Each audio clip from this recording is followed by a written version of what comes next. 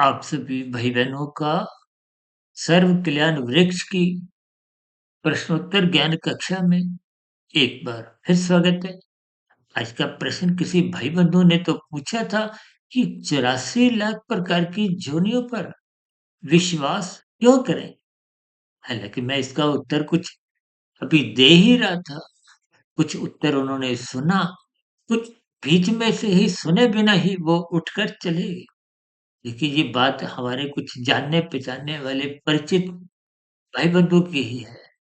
लेकिन मेरे मन में आया कि इन बातों पर कुछ और विस्तार से प्रकाश डाला जाए। क्योंकि देखिए, ये एक साधारण मनुष्य के मन के भीतर प्रश्न उठते रहते। कुछ भाई बंधु देखिए मन के भीतर ही उन प्रश्नों को दबा देते हैं, कुछ पूछने का साहस रखते हैं और कुछ भाई बंधु पूछने के साथ साथ उसको सुनने की इच्छा रखते हैं। फिर सुने गए उत्तर पर चिंतन करते हैं, विचार करते हैं। देखिए, इन सभी स्थितियों के सबके अलग-अलग दृष्टिकोण हैं। हालाँकि मुझे देखिए इस बात से कोई बुरा नहीं लगा कि हमारे उत्तर देते-देते ही उन्होंने बात को गंभीरता से नहीं लिया। क्योंकि एक साधारण मनुष्य देखिए प्रश्न पूछने के लिए ही प्रश्न रख देता है। उत्तर जानने की कोई रुचि नहीं होती। हमने जो ये सर्व कल्याण वृक्ष का आरंभ किया था, तो उसमें हमने प्रथम स्तर पर प्रश्नोत्तर ज्ञान कक्षा के नीचे भी हमने एक पंक्ति यही लिखी थी कि उत्तर जानने के लिए ही प्रश्न रखे हैं, मात्र प्रश्न पूछने के लिए नहीं।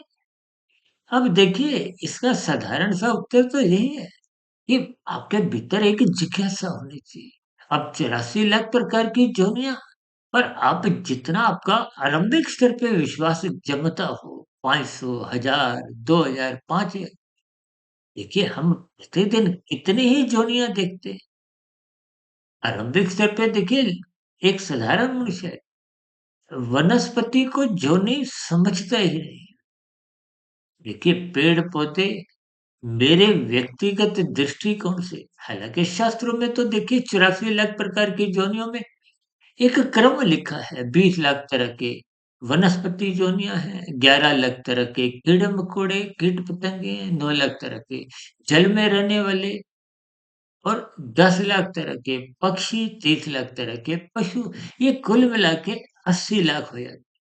मेरा देखिए एक व्यक्तिगत ऐसा मानना है कि अंतिम जोनी ये वनस्पति जोनियां है, क्योंकि वो चल फिर भी नहीं सकती। देखिए, मनुष्य जीवन का एक विशेष महत्व इसलिए माना गया क्योंकि ये कर्म योनि है और सभी मनुष्यों की देखिए दो ही टांगे होती हैं।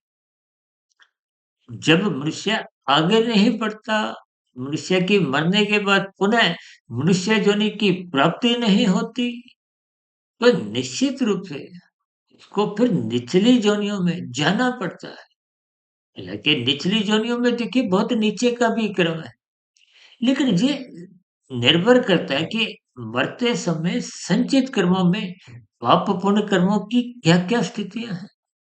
अब देखिए ना, मनुष्य योनि तो तभी पुनः मिलती है जब संचित कर्मों में पुण्य कर्मों की अधिकता होती है। यूँ कहो कि पुण्य कर्म 50-51% के होते हैं और पाप कर्म उससे कम होते हैं। पुनः मनुष्य योनि मिल जाती है।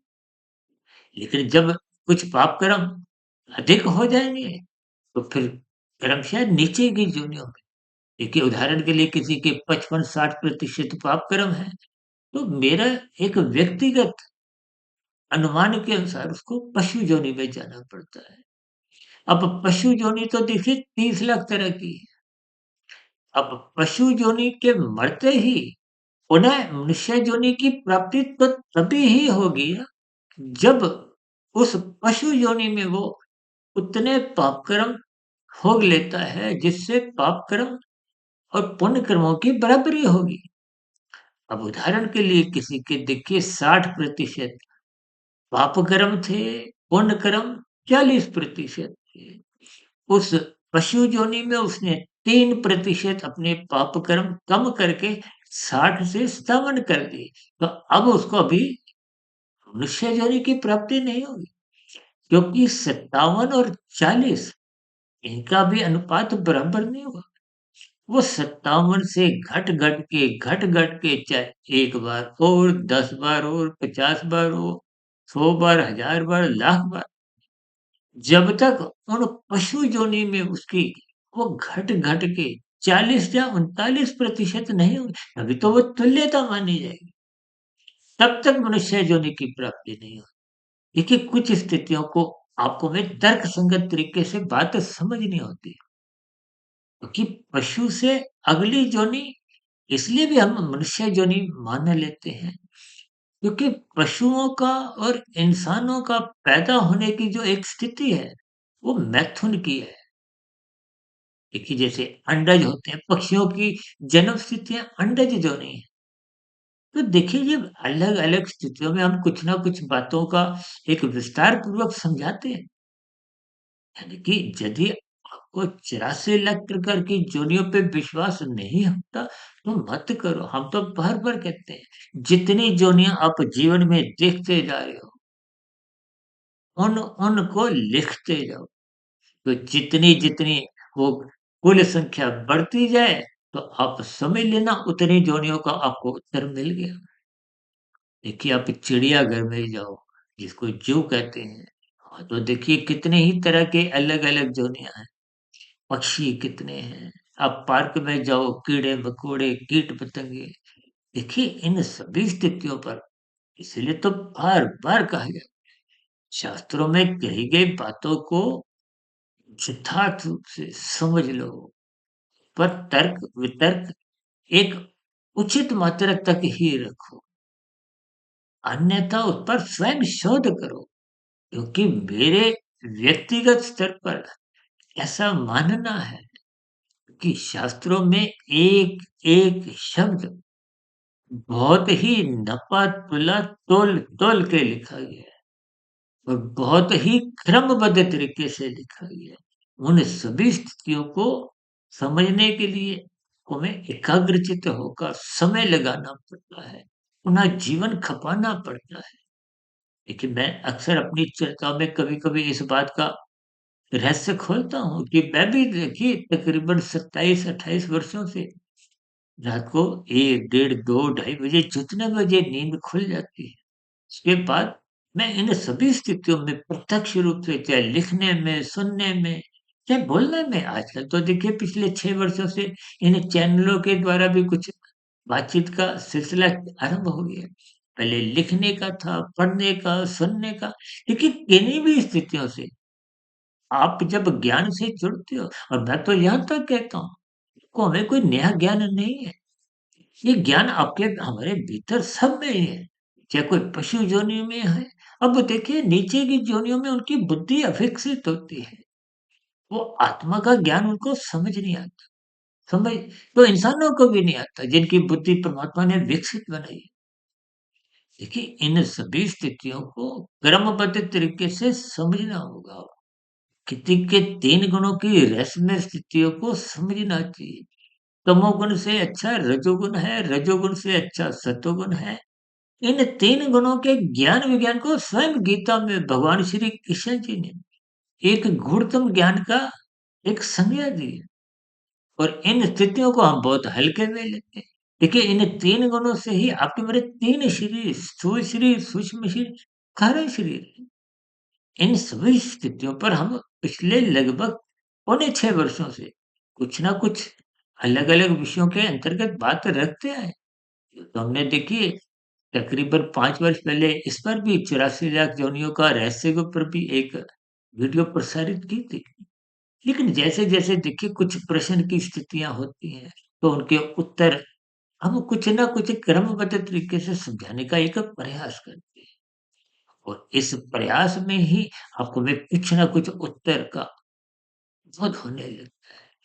कुछ स्थितियाँ सुलझने लगती हैं, बात समझ में आने लगती है और बात जैसे-जैसे समझ में आती है, देखिए यदि प्रश्न जिज्ञासापूर्वक पूछा होगा, तो ज्ञान की 10% कड़ियाँ भी आपको में कुछ सुकून देती हैं।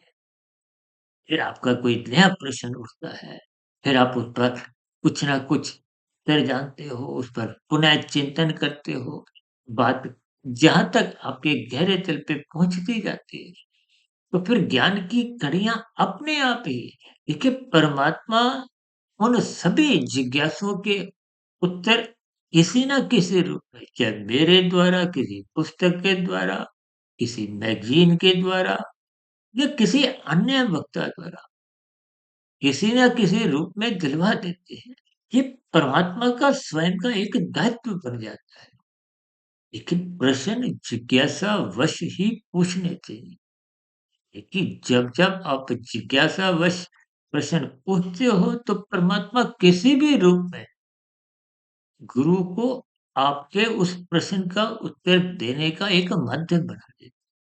तो इन सभी स्थितियों को ज्ञानपूर्वक समझिए, अपने प्रश्नों का ज्ञानपूर्वक उत्तर समझते-समझते परमात्मा से जुड़ते जाइए। परमात्मा से जितना-जितना अंश में आप जुड़ते जाओगे, तो ये ज्ञान की कड़ियाँ अपने आप ही सुलझती जाएँगी।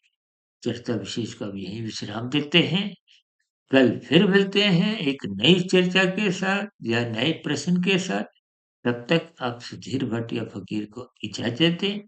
वीडियो विशेष को सुनने के लिए आप सभी भाई-बहनों का बहुत-बहुत धन्यवाद।